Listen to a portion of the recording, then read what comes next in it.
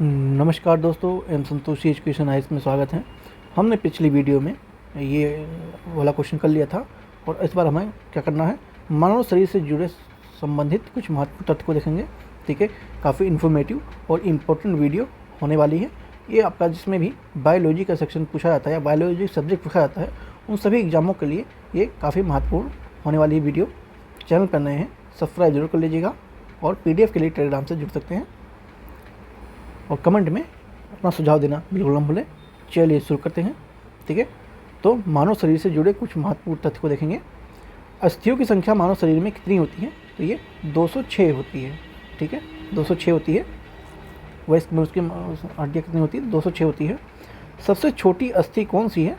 तो ये स्टेपस है, जो कि मध्य कर्ण में के पास में होती है। सबसे लंबी कौन होती है? फीमर, जो कि जंघा के होती है। कुशेरुकों की कुल संख्या कितनी है? तो 26 है। कितनी है? 26 है। पेशियों की कुल संख्या कितनी है? तो ये 639 है।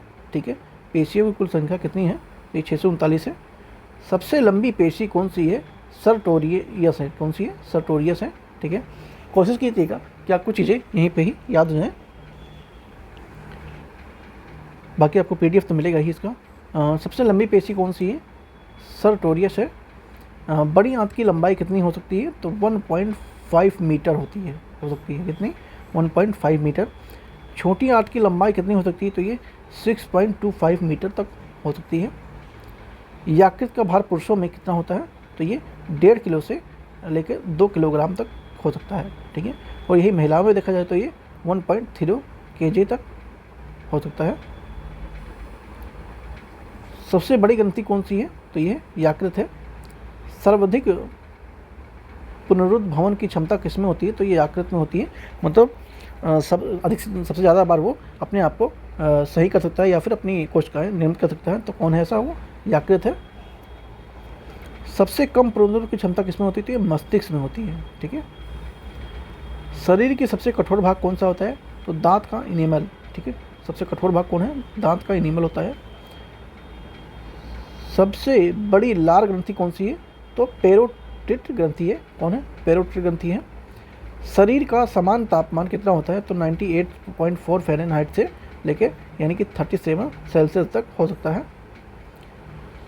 रुधिर में शरीर के रुधिर की मात्रा कितनी होती है? 506 लीटर होती है। ठीक है, ये ब्लड पूछ रहा है कि बॉडी में, शरीर में ब्लड की मात्रा कितनी होती है। हीमोग्लोबिन का औसत मात्रा कितनी होती है? तो पुरुषों में 15 ग्राम हो सकती है, 15 ग्राम DL, और महिलाओं में ये 14 ग्राम तक होना चाहिए। श्वेत रुधिर कोशिकाओं की संख्या कितनी होनी चाहिए? तो 5000 से लेकर ये 10,000 तक होनी चाहिए। ठीक है, सबसे छोटी रुधिर कोशिका कौन सी है? तो लिम्फोसाइट है। कौन सी है? लिम्फोसाइट है। सबसे बड़ी रुधिर कोशिका कौन है? मोनोसाइट। ठीक है, लिम्फोसाइट और मोनोसाइट ध्यान रखेंगे। सबसे बड़ी कौन सी है? मोनोसाइट, और सबसे छोटी लिम्फोसाइट है। श्वेत रुधिर कोशिकाओं की औसत आयु क्या होती है? तो 1 से 4 दिन तक हो सकती है।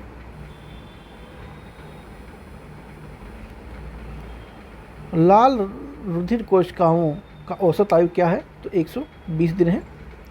ठीक है, रुधिर का थक्का बनने में समय कितना लगता है? 4 से 8 घंटे, 4 से 8 मिनट तक लग सकता है। सर्वग्राही रुधिर वह कौन है? A है, B है। सर्वदाता रुधिर कौन सा है? O है। समान रूप से दाब कितना होना चाहिए ब्लड प्रेशर का? ठीक है, रुधिर मतलब ब्लड का, तो 120 से 80 Hg होना चाहिए। सामान्य नब्ज गति जन्म के समय कितना रहता है? तो ये 140 बार प्रति मिनट होता है। ठीक है, 1 वर्ष की उम्र में 120 बार पर मिनट के हिसाब से होना चाहिए।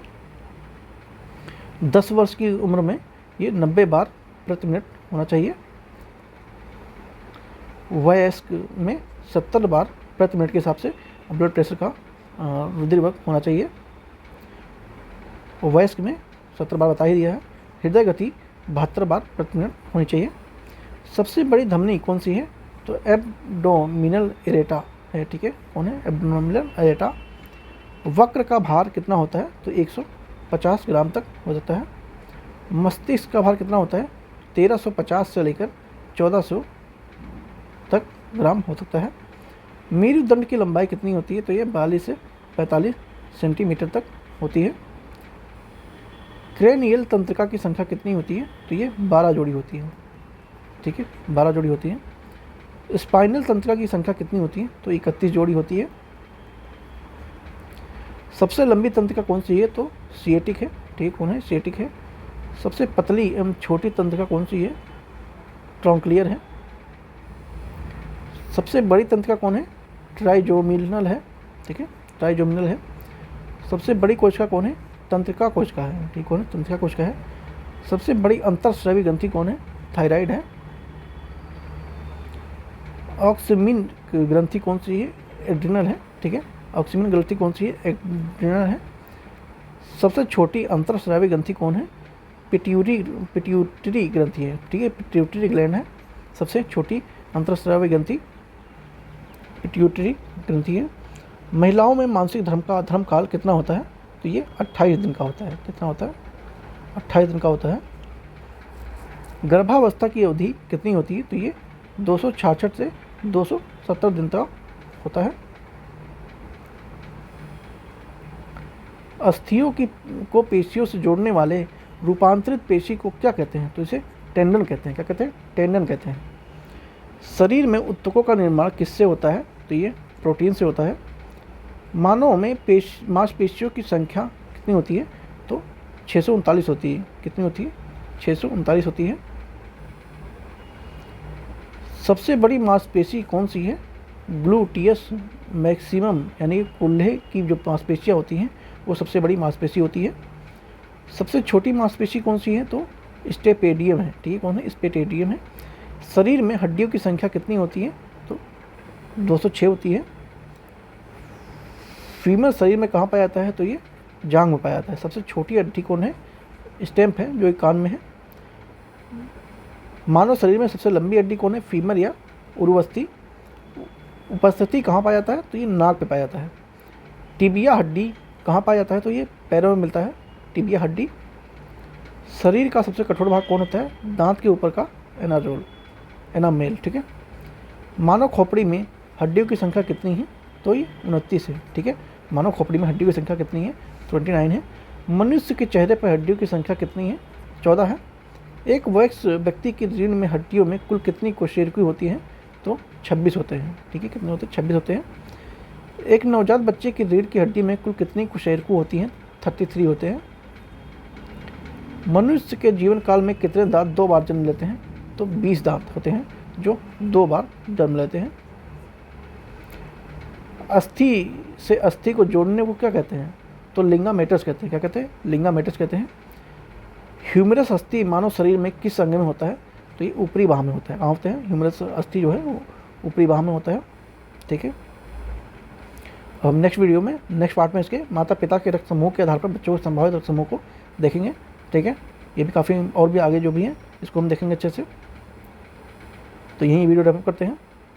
चैनल पर नए हैं सब्सक्राइब जरूर कर लीजिएगा और बेल आइकन को बिल्कुल दबा के रखिए ताकि आपको जैसे ही आपको वीडियो अपलोड होती है आपको नोटिफिकेशन आ जाए और जल्दी जल्दी आपसे देख पाए, क्योंकि एग्जाम आ रहा है। ठीक है, आपका यहाँ पर अभी आर ओ का लगा हुआ है, साथ में UPSC का भी लगा हुआ है। ठीक है, तो ये इतना UPSC के लेवल में इतना ऐसा है नहीं, फैक्चुअल नेचर का है, लेकिन यहाँ से ऑप्शन बन सकते हैं और वो भी फंस सकता है। ठीक है, और भी बहुत सारे एग्जाम लगे हैं आने वाले समय में, काफ़ी हेल्पफुल होने वाला है। तो मिलते हैं नेक्स्ट वीडियो में। Thank you so much.